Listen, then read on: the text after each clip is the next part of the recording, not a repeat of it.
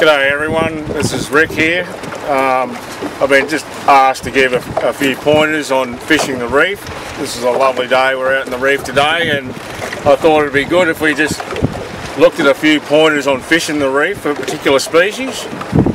And as you might know, I've done the Reef Secrets articles about fishing North Queensland the last few years, and so I thought I'd just go through the species with you that I've been targeting myself over the years.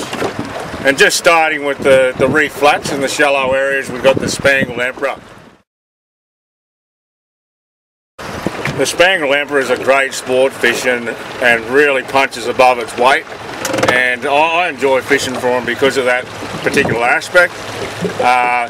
There are fish that like to get up onto the shallows on the bigger tides to eat your shellfish and your crustaceans. So when you go targeting them, if you're overnight fishing the reef, it's a good idea if you've got a very high tide to try looking for little channels in the reef rim where the fish can move up and get access to the sandy shallows, where they chase crabs and crustaceans and shellfish. And so if you just find those narrow channels in the reef rim, they're good areas to anchor in the funnel in the choke point of, and ambush the fish or meet the fish as they're coming through. With the red-throated emperor, they also eat a lot of shellfish and that on the top of the reef on the high tides, so it's a good idea also to be looking for those channels into the top of the reef to fish. But both these species, target them on the flood tide only, to the top of the tide, because once the tide tops out, they move straight off the reef very quickly, and then move back into those deeper edges off those channels where those fish are likely to be holding through the lower parts of the tide cycle. Okay, moving on to coral trout. Coral trout's probably the most favoured fish on the reef, of course, and they are an ambush predator. So to catch coral trout, we need to think like the coral trout in the sense that they'll be looking for ambush points to ambush bait fish and that. And that's so there's multiple types of structure that they like to hang around, but the key point is always look for the flow on to the structure, and always, if possible, find schools of bait like banana fish, because they're very likely to be hanging in those little upwellings where the banana fish are. Now that you can find them on the shallow shoals, sort of medium shallow bommies through to the medium depth shoals.